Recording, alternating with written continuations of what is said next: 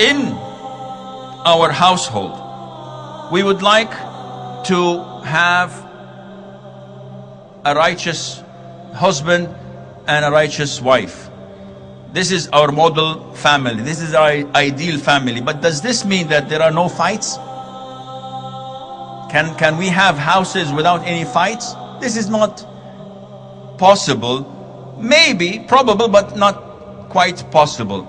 Even in the best of houses, you would find some sort of skirmishes. Not fights, but here and there. The Prophet ﷺ with Aisha. Aisha used to be upset with him sometimes. Imagine Aisha being upset of the Prophet of Allah. This is normal. This is a man and his wife. It has nothing to do with the messenger and the servants of Allah. It has to do with the man and his wife. And the Prophet said this, "Oh Aisha, I know when you are pleased with me, and I know when you are angry." He said this out of the blue. They were happy, so they were just chit-chatting. So he said, "I know when you're angry, and I know when you are not." She said, "How do you know that, Prophet of Allah?" He says, "When you are angry, you say, 'No, by Ibrahim's Lord.' And when you're happy, you say, 'No, by Muhammad's Lord.'" And she said, "Yes, Prophet of Allah, this is true. I do not abandon anything except your name. I love you, but when I'm angry, I do not call your name." Fathima and Ali, may Allah be pleased with them, also they used to have skirmishes. The Prophet came once to his daughter's house. "Where is Ali?"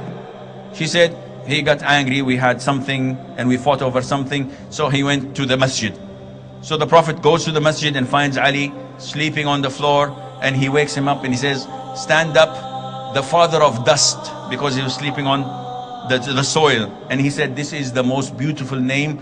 I would never ever trade it for anything. Abaa Turaab."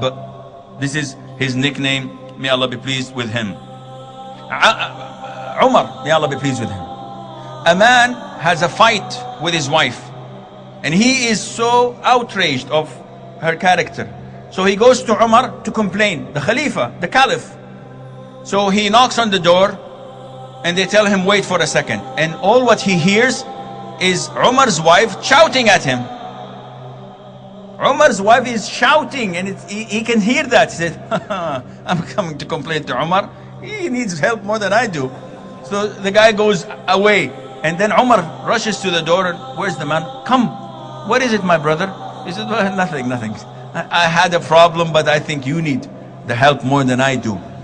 He said, "My brother, this is my wife. She cooks my food. She bakes my bread. She washes my clothes.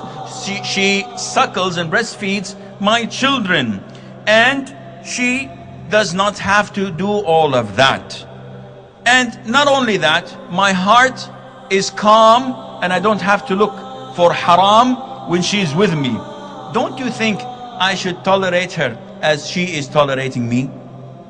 Wallahi, if we look at our spouses with this way, we would live a beautiful life.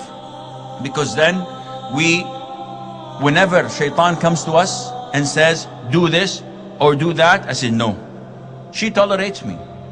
My wife tolerates me. I have a lot of shortcomings.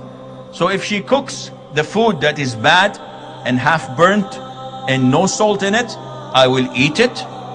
I will eat 3 or 4 bites of it and say, 'May Allah bless you, the food was excellent.' And I'm lying. Why? Because I don't take her out. I don't buy her presents. I am not kind to her. I am not a perfect husband, so I tolerate her shortcomings, hoping from Allah Azzawajal that she tolerates my shortcomings, and by this we would have the perfect house.